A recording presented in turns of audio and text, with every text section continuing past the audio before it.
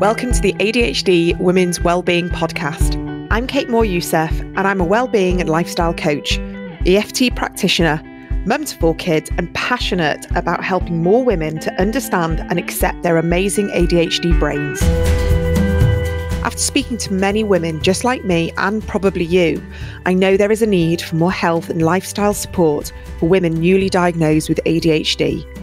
In these conversations, you'll learn from insightful guests, hear new findings, and discover powerful perspectives and lifestyle tools to enable you to live your most fulfilled, calm, and purposeful life wherever you are on your ADHD journey. Here's today's episode.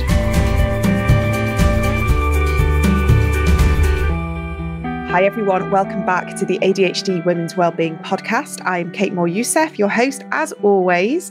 And today I have Hester Granger, and I'm really looking forward to speaking to Hester because we've been backwards and forwards quite a little bit, but finally we're here.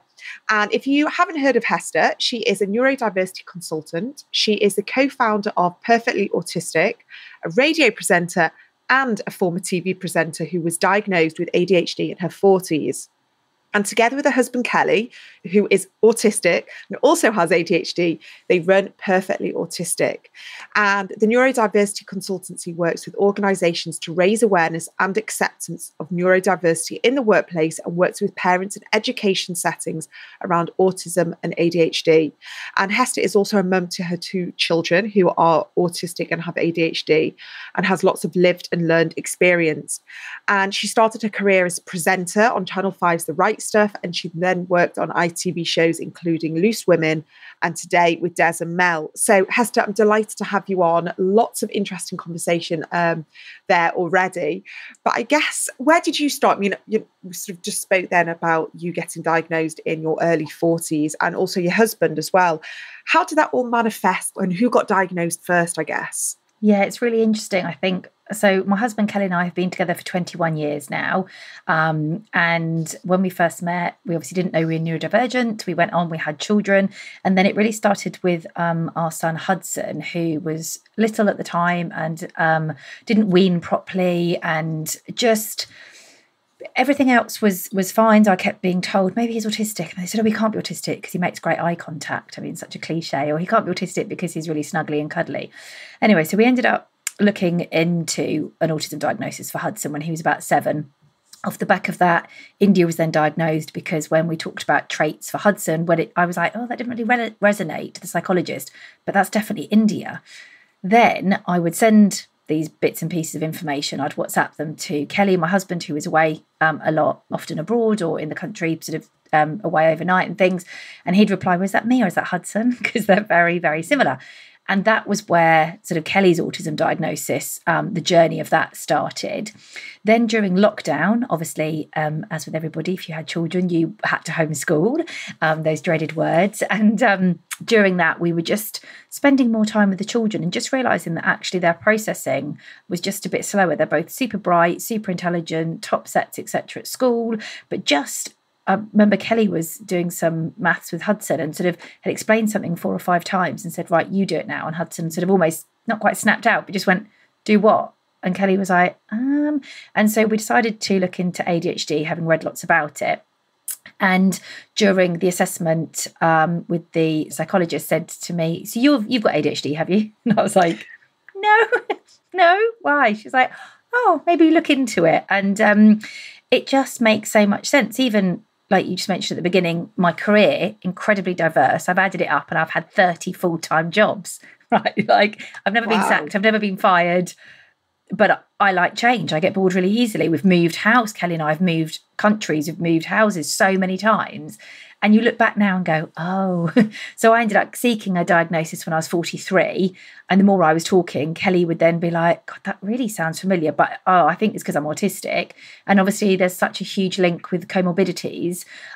So Kelly ended up getting diagnosed with ADHD as well. So the 3 of them are autistic and ADHD, and I just have ADHD. I mean, that's a very interesting insight into something that I can highly resonate with, just the moving jobs and house and all of that. And I wonder how your husband coped with that, with his autism, because that how does it interplay together, the ADHD and the autism in a couple? That's quite interesting to know.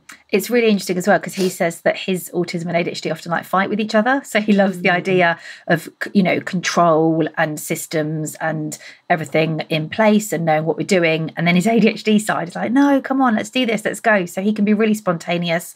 And we've moved lots. And I remember years and years ago, we'd only be, even this story is ridiculous, but we'd only been together 3 weeks, and we'd known each other from years before, not seen each other for years, about 5 years. We'd been together for 3 weeks, and Kelly said, oh, just so you know, I'm going to Australia.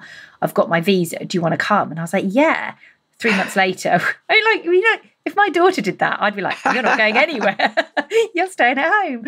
And 3 months later, we were living in Australia, 24 hours together. And I remember at the airport, I was so excited. I literally was jumping up and down, which I often do, just a lot of energy. And I said, I'm so excited. And we'd given up our homes separately, and we'd given up our jobs. And he just went, yeah, it should be good. And I remember thinking, that's a really weird reaction. At the time, I thought, that's such a strange reaction. And now we know it's because his autistic side is probably thinking, oh my gosh, I don't know what we're getting ourselves into. And obviously the whole unknown of travelling. But his ADHD side was like, we need to go and do this, and this will be amazing. So it does definitely almost fight with each other. And the children sort of sometimes say, like, Mummy, don't forget we are autistic as well. Because I'm like to my son, come on, let's do this. And he's like, you've given me so many instructions. And I'm like, I'm sorry. So we talk about it. We're all really open, and we are the way we are, and we can't help it. And I think we're all very kind to each other, I think, because of that in our family. Yeah. To have that level of awareness and insight and knowledge into all of this is so, I think it's just incredible, because then when you make your choices and your decisions as a family, you kind of understand, like, where are going to be the obstacles, what challenges, what we're all going to be on board with, what we're going to find difficult. So yeah, it's really interesting. I'm just wondering, when we hear this more and more, that there is this, obviously we've got a spectrum anyway, but the crossover of ADHD and autism is getting more and more common. Like, people are starting to understand the nuances between the two and how they can interact and interplay with each other. Do you think that now, as we're understanding neurodiversity more, that the autism and ADHD is just going to almost be kind of like an amalgamation of the two? Because sometimes it's hard to unpick, isn't it? What's the ADHD? What's the autism? Because I can see that in my family as well. I can see autistic traits, and I see the ADHD traits. I don't think I'm autistic, but some of my traits are. I just wonder, sort of, as we move forwards with more knowledge and awareness, do you think it's going to almost be packaged together as a bog off kind of thing? It's really interesting, actually, because Kelly often talks about that, but actually in years to come, is it just going to be that we have just different brains? And as you say, you're just almost considered, that you have more autistic traits than more ADHD traits. I take things really literally. My processing sometimes really quite slow, and I just take quite a lot of time. Sometimes, someone's talking, and I think because in my head it's 100 miles an hour, but I think there's so much crossover, and even as well, like with other neurodivergent conditions as well. So our daughter's just being diagnosed as dyspraxic. It makes so much sense, but we've always put it down to the autism, and you almost go with what your first diagnosis is, if that makes sense. So Kelly sort of quite often says, I find it really difficult to think about having ADHD and my ADHD because I'm so focused on learning all I can about autism. But you're right. We always talk about it as like a neurodivergent brain. And when we're doing our training, we're like, there are going to be loads of traits, and you obviously, to reach the diagnostic criteria for autism, for example, you have to have, I hate the term, but triad of impairments. And you have to obviously have a number of characteristics within each of those, the corner of the triangle. So obviously you can have autistic traits just as you can have ADHD traits, but actually you need to, as you know, have enough, don't you, of those traits to then hit that diagnostic criteria. So who knows, 5-10 years time, 15-20 years time, it'd be really interesting to see what happens with diagnosis. Yeah, what we've kind of learned in the past few years alone is come on leaps and bounds. And the fact that now we've got companies like yourself going in and teaching and educating people. That didn't exist a few years ago. If you sort of said 10 years ago what you'd be doing now, you probably wouldn't have believed it. And so, who knows what's going to happen in the next few years. So tell me a little bit. You've obviously, your career was in broadcasting.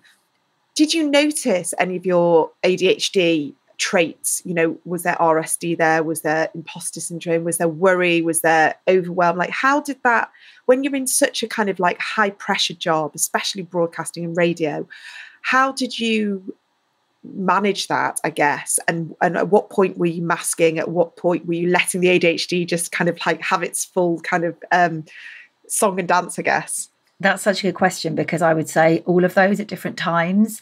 And it's only now, being diagnosed later in life, that you look back and you go, oh my gosh, okay, that's why that, you know, The Right Stuff was a live show every day. It's now the Jeremy Vine show, you know. So I would literally sit there. I was in the booth. I was called the booth girl.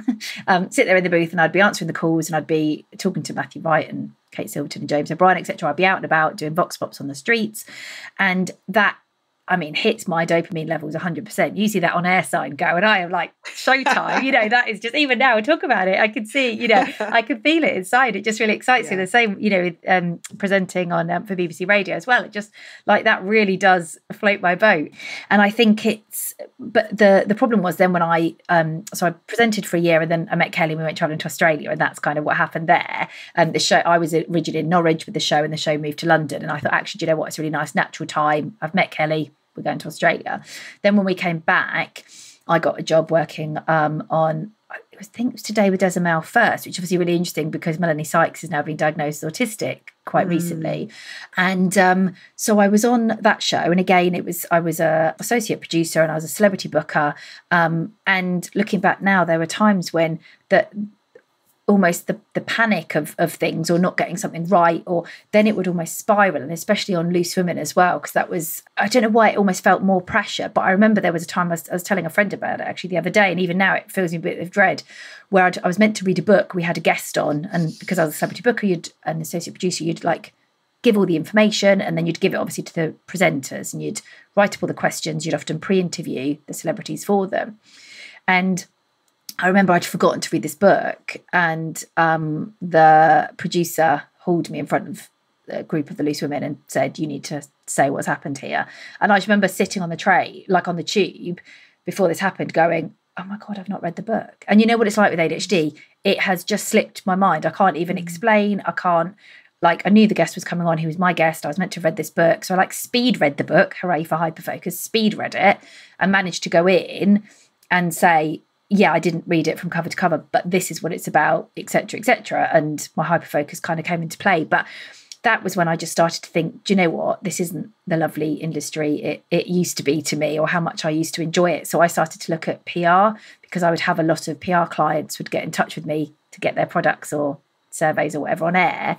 And that's kind of how I moved away from the media, because the contracts were every sort of 2 to 3 months being renewed.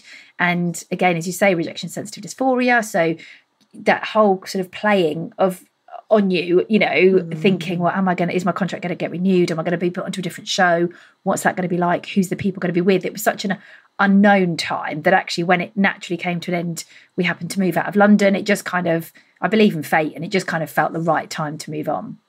Yeah. I mean, when you were explaining that, I could feel that in my body as well, because I've been in those situations. And you know, what you're describing there is like your nervous system is just like on high alert, and you are kind of like it's fight or flight moment. Yeah. And for us, that takes a long time for it to settle.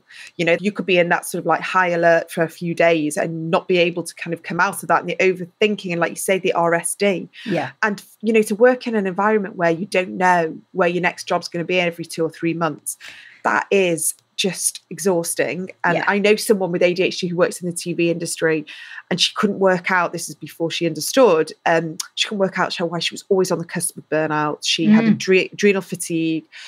She was so like wired the whole time. She could never settle, never relax. And it's because she was literally, it was like fight or flight, hypervigilance, like I need to constantly be chasing the next contract. Yeah. And that industry in itself is just so high pressured. So I think sometimes when we get these diagnoses, we suddenly look back at our career and other industries that we work in, very much, you know, these very high pressure corporate jobs as well, where it's like, this is a clash against my values, my alignment, my nervous system, how I mentally can operate from a good baseline. And that's what I enjoy seeing. I mean, it's very hard for women that come to me and they say, I'm just constantly burnt out and exhausted. I'm on the cusp of some form of nervous breakdown and I don't understand why. And then we're able to unpick it and realize that they're just totally out of sync and alignment with how they want to operate, how they want their lifestyle to be. And like you say, you moved out of London and that felt like fate. Tell me a little bit about sort of the moving out of the big city, away from the fast-paced industry, and I guess what led you towards what you do now. Again, a bit of another ADHD story. It was really interesting because we came to Reading for the day. We used to live in Clapham and we were going to buy a flat and it all fell through. And as I said, I believe in fate. We came to Reading for the day just for lunch, just thought, go somewhere new. And we bought a flat. What our fun thing used to do at the weekend would be to go and look at new builds. And we went and looked at these amazing new build flats and overlooked the Thames. And we'd already got a mortgage in place. And we were just like, oh my gosh. And we were like, we're going to buy it. I mean, it's ridiculous now. Again, nobody ever said, have you got ADHD? No one ever said you two are very spontaneous, So we ended up moving, absolutely loved it. We're right in the middle. It was kind of a really nice transition. So we were still really near to London, but we were right in the middle of Reading. And it was like a nice easing into sort of slowly quieter pace of life. And then basically, as I said, I ended up working in PR because I used to do a lot of writing in media and it sort of fitted with doing that. But as you say about the corporate career, I really then quickly, I remember I worked for like a really big finance company and I was just sitting there as their, PR and comms manager, but like thinking this really it doesn't quite fit. And I'm not really corporate and I never quite dressed appropriately. And the masking, I would think, I didn't really realise it was masking, but I'd just try and be less Hester. I just try and laugh not so loudly or tone down what I was wearing a little bit or just be just a slightly duller version. And so I then actually got made redundant when I was pregnant with my daughter. And again, I was like, okay, there we go. That was meant to be, look forward, not backwards. And so I ended up working for myself doing PR and social media and working with clients, which was great because it meant I could pick and choose, which again fits the ADHD brain. So I had loads of different clients and then would only work with people who've got the same morals and values as me because again, you can choose that. And then it was when the children were diagnosed as autistic and we were literally handed our report and sent on our way. We were just like, that's not right. I went down an ADHD rabbit hole. And so that's how we set up Perfectly Autistic originally as a Facebook community, because I was like, if we've gone through this, other people will have done the same and they might not know where to look. So that's kind of how it started, was as a Facebook community. And then when my husband, he had got a very successful career in the corporate world, again, head of sales and marketing teams, and really not very autism friendly when you think about it. When he told his boss that he was autistic, his boss laughed and said, well, you don't look autistic. And he was just like, right. He said, yeah, you don't look it. I just thought you were really blunt and I just thought you had to stick up your ass. And we were just like, and that was that. And we just like, and we're done. So Kelly decided that if he'd gone through that, a big global company, if he'd gone through that, then other people would have done too. And that's kind of how Perfectly Autistic as the neurodiversity consultancy came about in terms of working with workplaces and organisations to help them be neurodivergent friendly, because there's so much work to be done, as you know. And that's kind of how that came about. Just kind of a bit of a natural evolution, really. Yeah. I mean, I love what you described then, because me and my husband are quite similar to that. We're quite spontaneous. But also, I think when you have that neurodivergent brain, even though it is impulsive, I think we're very highly tuned to our gut and that intuitive kind of like, is it a yes, is it a no? And when we've made those decisions together, even though they feel impulsive to others, we always know that it's a good gut decision. And they happen few and far between, but when it happens, it's kind of like, okay, that was a good impulsive decision. Yeah. And what you're talking about with your husband's boss's reaction, you'd think that was like the 90s, you'd think that was like the 80s, but this is literally happening right now. Yeah. And it's like 3 years ago. Yeah, we work in this bubble. We're in a bit of an echo chamber because we sort of really understand and we speak to and obviously we sort of follow lots of the same people on social media. So we're kind of conditioned to this conversation.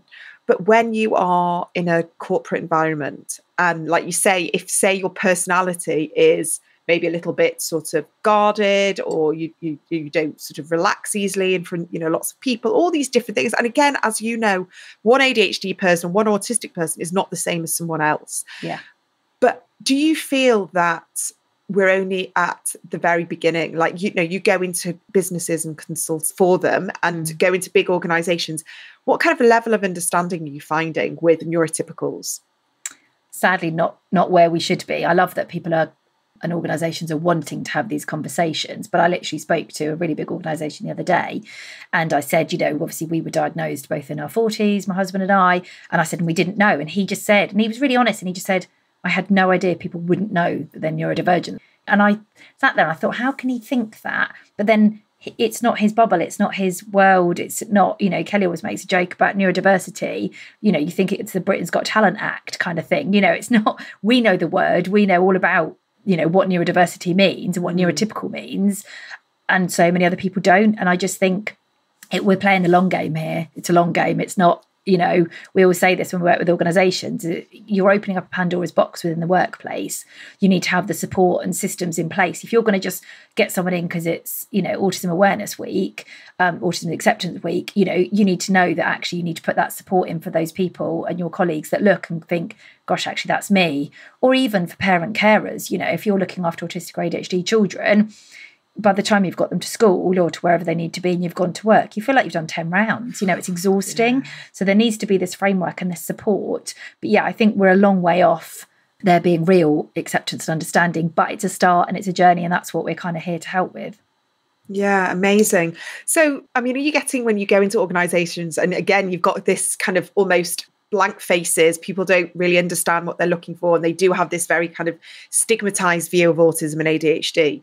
Have you had situations where someone's come up to you and said, oh my God, you've described me, or you've helped me see something that I've never seen before? Like, are you getting people who are sort of totally oblivious and then suddenly seeing neurodivergent traits in themselves? Yeah, a lot, and a lot more than I thought we would do. We get emails, and we get people coming up to us afterwards, or we get people that know that they are diagnosed. I had it recently in a workshop, and the person said, I've never told my team, I've never felt comfortable enough, but yeah, I've got ADHD and I was diagnosed and this is who I am. We get a lot of people, especially I think with Kelly's story, about very strong corporate career, and this is what you do, and you act in this way, and you're a certain type of sort of corporate mold.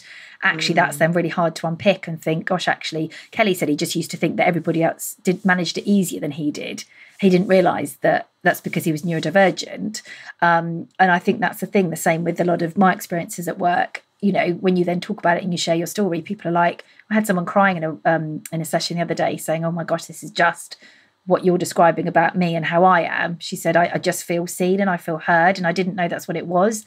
And the same with me, really. I had no idea, genuinely no idea it was ADHD. And I've got friends saying, how did you not know? And I'm like, how did you not tell me? Like, well, and I just think I thought everybody thought the same.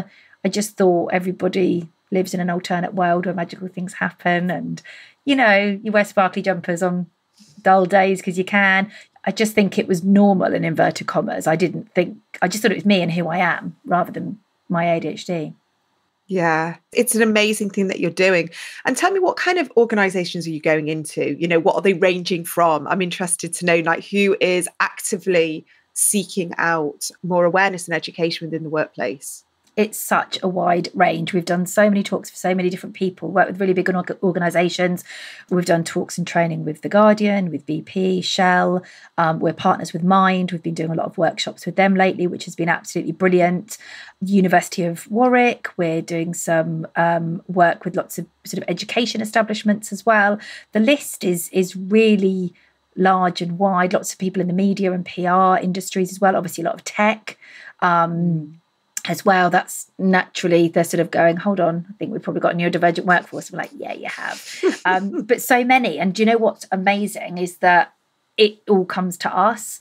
What people are saying, because I do a lot of PR and do a lot of talking and writing about autism and ADHD and neurodiversity in the workplace. And people are then having a Google and finding us and saying, this is what we want. But like I said, when we talk to them, we say you can't just do a one-off session, or, you can initially, but actually you've got to then have that support, and have you got those things in place ready? And we turned down talks as well. There was a massive, massive corporate company, and they were so neurodivergent friendly. It was unbelievable. And we just said, yeah, we're not working with you. And they were like, oh, but why not? We were like, because of this whole process, and because it's just Kelly and I, we can do that because we've got strong morals and values, and it's got to align. It can't just be a, tick box exercise. Oh, great, we've done neurodiversity training, let's move on. They didn't want to talk about reasonable adjustments. They didn't want to talk about any adaptations to make. And you're like, why are you doing this? What's the point?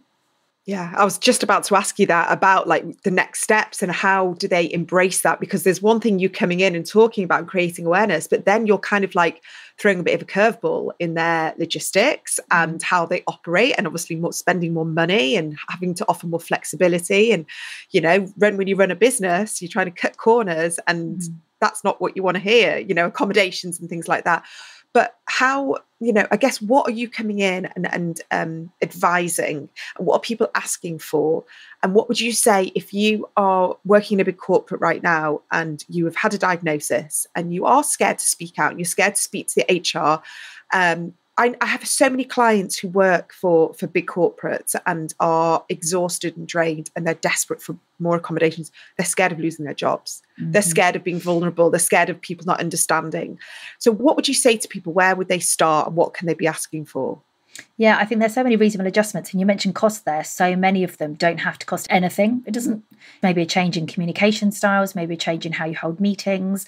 But these are changes and adaptations that are suitable for everybody. So I got an email yesterday from someone in the NHS saying, oh, I'm helping someone go for a job, and they want to go for an interview at this company, and she's looking for some support. And basically she said, I need to know what questions are going to be asked during the interview. We do a lot of work around recruitment and the interview process, right from job descriptions all the way up, a lot of HR manager training, etc. And I said, but they just need to ask for the questions. And the company came back and said, yeah, but that's almost like cheating, basically. That's not fair if she has the questions. And I said, but you offer the questions to everybody. It's not about, oh, you're autistic, you're ADHD, you're dyslexic, etc. This is just what we do. We make these changes for everybody. So if anybody asks for the questions, you let them know what questions they're going to be asked in an interview. But I mean, there's so many changes, really easy to adapt around, even lighting, even having, I hate overhead lights. So just if there's an option to have like uplighters near you or a little lamp on your desk, making sure that if you're easily distracted, like, myself having ADHD, that you're not like sat in the main sort of thoroughfare, that you maybe move desks so people don't have, like standing up meetings and chats next to you.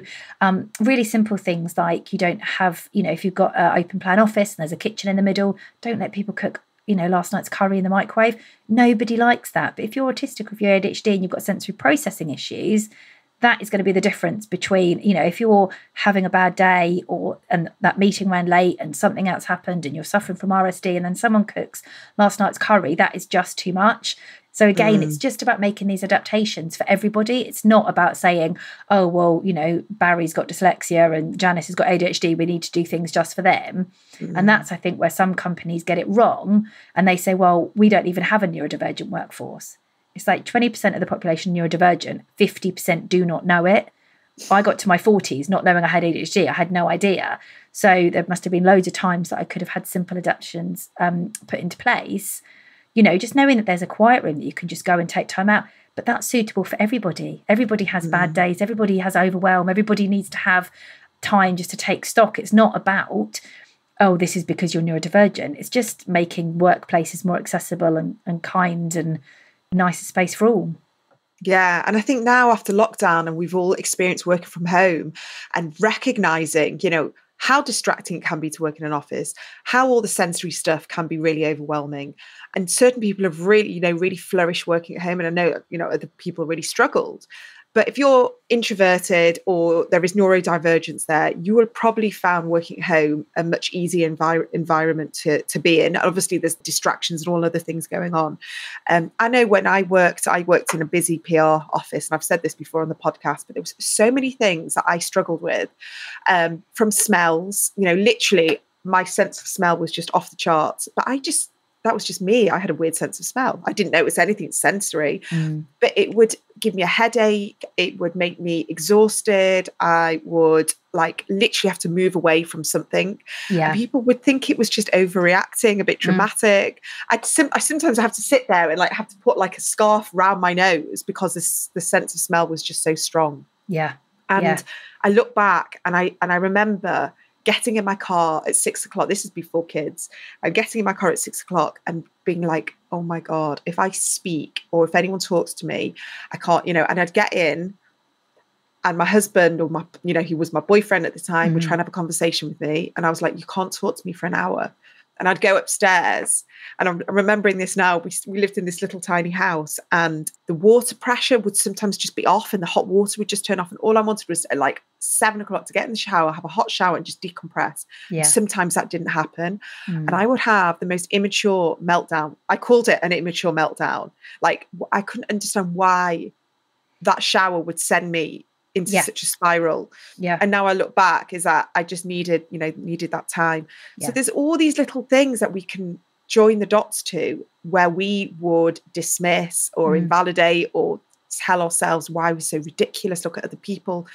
But like you say, to have a quiet, calm room to sit in, to have a bit of downtime, to have the option to sit by a window. I mean, I remember another thing that was really triggering for me was if I sat underneath the air conditioning vent, right, and I wouldn't have any fresh air, and then the smells would sort of circulate. It would make me feel really sick and hot, and I would lose my focus. And it was like, all I could feel was like my dry eyes and hot, and I couldn't get any work done.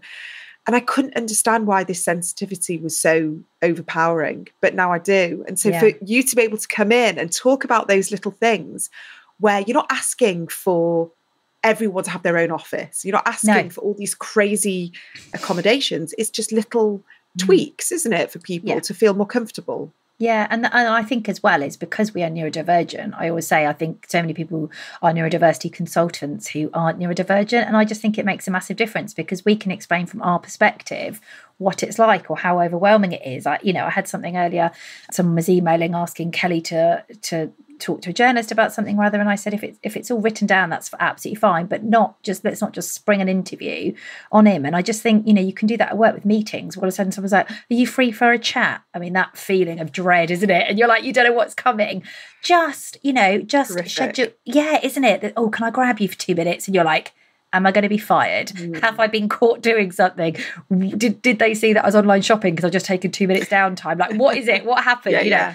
And I just think it's just by putting certain things into place. And you said, what sort of kind of things do people ask for? And I think it's around, it literally even starts right from the interviews and job description and getting people jobs, because, we know that that's a massive struggle for neurodivergent people. And I just think it's by making some really simple changes and just the way we communicate with people. So we don't just, in the way of Love Island, pull them for a chat kind of thing. You actually schedule in a meeting, or you give people a chance to say, well, actually, do you know what? I'm rammed today. I can do later, or tomorrow would be even better. Because like you said, at the end of your day, when you then couldn't have your shower to decompress, it wasn't about the shower, but it's the fizzy Coke bottle analogy that we often use with autistic children, where if you start your morning and something stressful happens and the socks don't feel right because you're stressed, the Coke bottle shakes.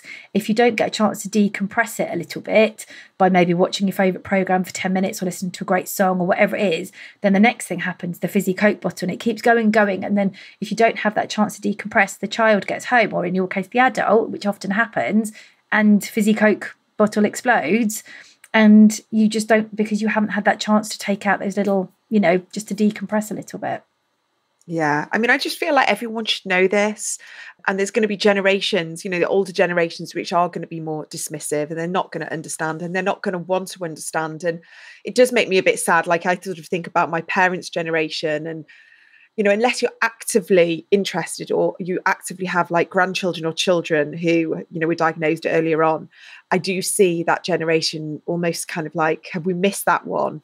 But we've got, obviously our generation, the younger ones, and I do have hope. I hope for my kids' generation that this inclusivity and this awareness is just part and parcel. I hope that the conversations are now happening more at school. I think kids will always be kids. People, there will be bullying and there will be mean snipes and things like that. But I do believe that neurodiversity will just be part and parcel. They'll have friends who are autistic, friends with ADHD, dyslexic, dyspraxic, and it won't be that fear that I think we would have had growing up in school of being ostracized and ridiculed, because I think, we're similar age, growing up in the 80s and the 90s, you didn't want to be different, and you didn't want to have anyone point to you. But maybe nowadays the kids are a bit more open to difference, and they're open to having these conversations, and nothing shocks them as much.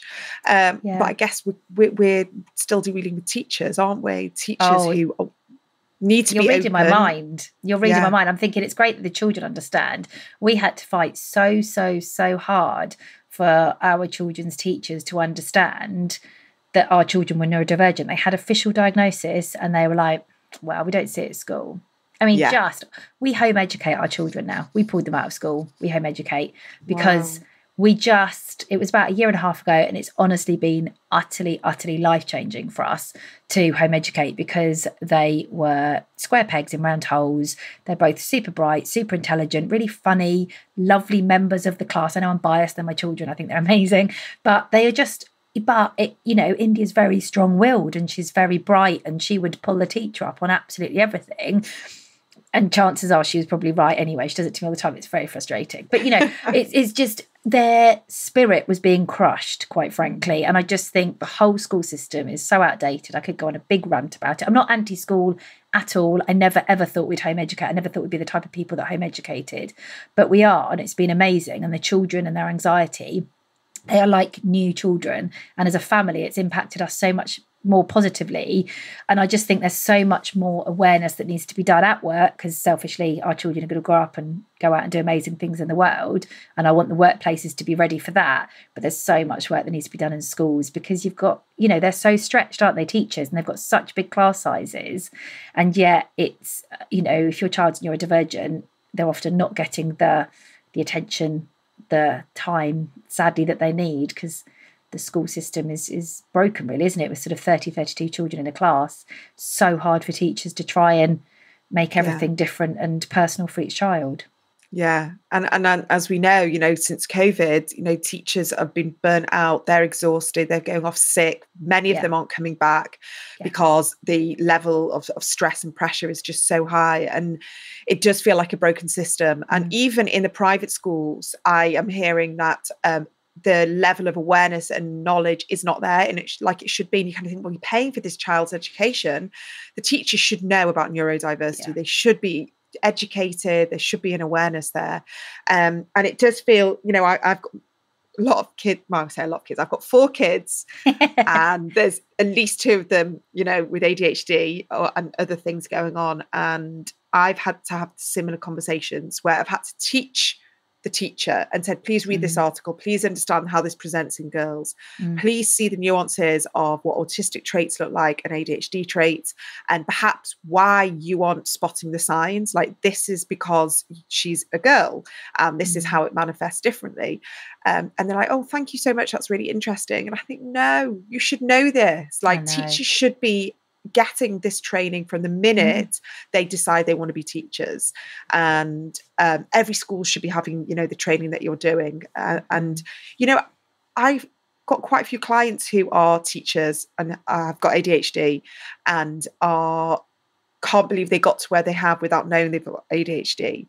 And they're then being able to help the ADHD and autistic kids in their class and being able to really spot the neurodivergent signs and really kind of try and nurture those kids a bit more. But again, our generation, we would have seen kids dropping out at 16, like flunking their GCSEs, not turning up to school, like the typical naughty kid, not interested in academia. And I look back at the people that I know that happened to, and they're all entrepreneurs now. There was other traits going on, quite impulsive. Maybe there was addiction. There was like lots of dopamine seeking.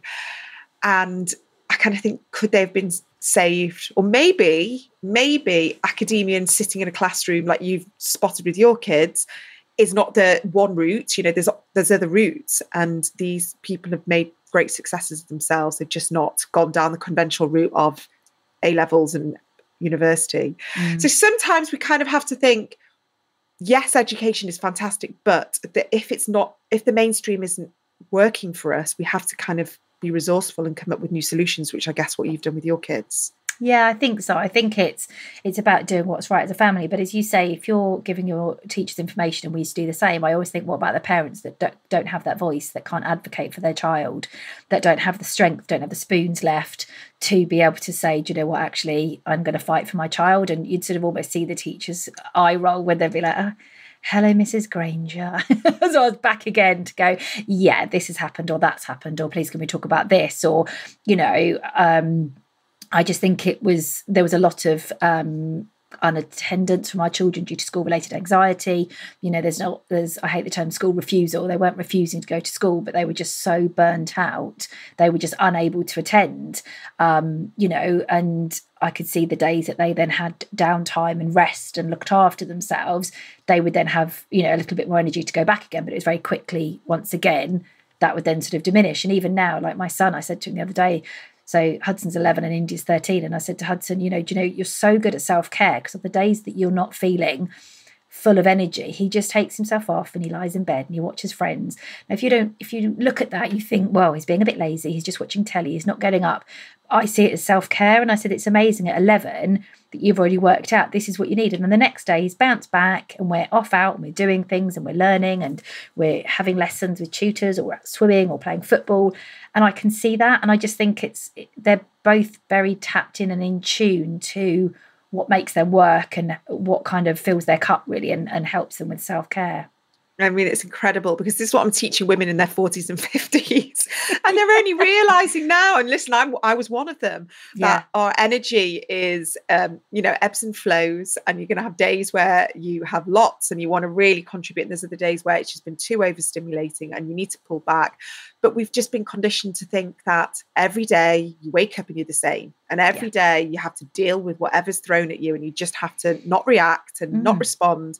But actually, you know, how amazing that your kids are growing up to understand their energy and be more intuitive and listen to their bodily, you know, wisdom and what's going on, sort of like almost doing like an inventory, like a check-in, which is what I'm saying to women, and saying, like, when do you ever do that check-in? When do you go inwards? When do you just take some breaths and pause?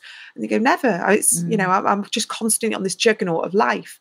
I'm like, but do you think that is what life should be? That you're just on this cusp of burnout and chronic stress every day? Yeah. And it's only when you start getting curious and asking these questions, they kind of go, well, no, I don't want to live like this anymore. But it does take we do have to pause, and we do have to, you know, do that check-in. So like, how amazing that your kids are doing that. And I'm sure they're going to go on and do incredible things. And with that knowledge and that inner wisdom that that they can look after themselves. And I mean, I guess as parents, it's all you want. You want your kids to be resourceful, and you want them to have resilience, and you want them to know what's within their capability and when they need to take a pause and rest. And I mean, it's what I'm trying to teach my kids as well. Yeah, I think it's a real challenge. But I think, like you said about your clients, I think, you know, I had a really busy day on Saturday, so I knew I was going to have a really busy day on Saturday, and I had all these plans on Friday, like, I'm going to do this, and now I just take time and I just check and go, do you know what, actually, I don't have to do that today. There's lots of shoulds, aren't there? You know, I should do this, I should do that, lots of shoulds. And I just sat there, and actually it was 3:00, it was absolutely freezing, and I just had my dressing gown on. Obviously I don't have to do the school run, the children were already at home, Friday's our day off, and I just sat in a dressing gown, you know, all snuggled. We watched a film. It was lovely, and it's just what I needed to do. But a couple of years ago, I'd be like, oh, for goodness sake, or beat myself up about that. But I just think it's about being kind to yourself. And when you know, like, I'm like a Duracell bunny, my battery is just 100 miles an hour, and then I can feel them like, whoop, you know, sort of just going down. And I just think I'm now sitting there thinking, actually, do you know what? I just need to take it a bit easy. And the same on the Sunday. I'd had this amazing day in London on the Saturday. It's been brilliant, but I was up and out really early. I then know that I can't keep going on the Sunday to that level, because that is what I was doing, and I was burning out and I was getting ill, not terribly ill, but I would be picking up germs, I'd be virusy, I'd be sleeping a lot during the day at the weekends, just not that much fun, really, I guess. And now I realise, looking back, going, oh my God, you know, and then I sort of think, I've not had an afternoon nap in ages, because I've not needed to, because I've managed my, like you said, the ebbs and the flows, and I've managed that. But that takes a long time to sort of try and learn, doesn't it? So I'm glad that my two have already got it in them. But as I said, another parent might look and think, goodness, well, that's rather lazy. But it's not at all, is it? It's just self-care. But if they were at school, they couldn't do that. And that's the difference. That's the thing. So tell people how they can get in touch with you if they're listening and they're kind of thinking, you need to come into my office. What options have you got and how do you work? Yeah, so we've got our website, which is perfectlyautistic.co.uk. I've got a new website called perfectlyadhd.co.uk. I'm on Instagram as @HesterADHD. Email's also great, hello@perfectlyautistic.co.uk. And people get in touch. Sometimes they just want some help and some advice. And we've got loads of great free resources on our website, because I think it's really good just to have lots of free stuff available for people if they don't quite know what they want. We've got our Facebook communities. We've got Perfectly Autistic and Perfectly ADHD as well. They're both such lovely, kind spaces, because when the children were diagnosed, I found lots of different groups and some really weren't for me, and they were quite depressing and quite kind of whose child is worse off than the other, like a game of top trumps. It was a bit horrible. So we've created our Facebook communities to be really kind, nice, open spaces where people can be who they want to be and just ask for advice, and there's no right or wrong answer. And then people just get in touch and they can either book us for like a webinar or a keynote talk, or maybe they would just want, some training or like a half-a-day workshop, or maybe they just want us to audit their interview process and recruitment and things, do a lot of audits and workplace audits as well. And just really, there are lots of different ways to work with us. I think sometimes people come and they don't quite know what they don't know. They don't know what they want. So we sort of, talk to them about what they're looking for, their colleagues, their work, space, what's it like, and almost like, what do they want to achieve from this, rather than, like we said, just doing it for the sake of it because it's a tick box exercise. Well, what do you want for your employees? What do you want them to achieve, really?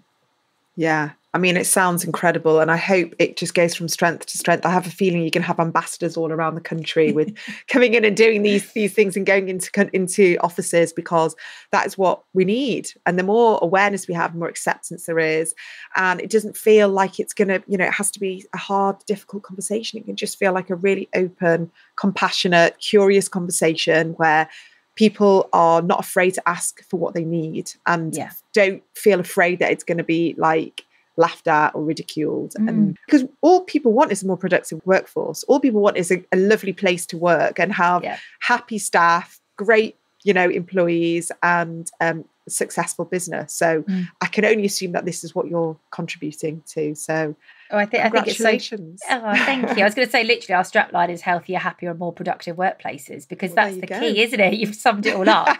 I used to work in PR. Yeah, so did I. Like a catchy little phrase. So yeah. Oh, well, thank you so much, Hester. Really appreciate this conversation. Really enjoyed it. And I will make sure all the details are on the show notes, and hopefully you'll get lots of contacts coming from this conversation, because I think it's really powerful for people to know that this service exists, and hopefully you can help lots of people in the meantime as well. That's brilliant. Thank you so much for having me. It's been absolutely brilliant. Thank you so much for joining me on today's episode. I hope you found what you were looking for in this conversation, and it's helped guide you towards some further self-healing, self-exploration, and most importantly, self-acceptance. And if you have enjoyed this conversation and would like to experience more of my work, such as access to exclusive live workshops and opportunities for group coaching sessions, connecting with other like-minded women, and a general feeling of belonging, please come and check out my monthly membership, the ADHD Women's Wellbeing Collective. I've made it as affordable as possible, and I offer you lots of resources and opportunities for connection and support from other women all around the world being diagnosed with ADHD later on in life. I'd absolutely love to see you there. All the details are in this episode's show notes or on my website, adhdwomenswellbeing.co.uk. See you in the next episode.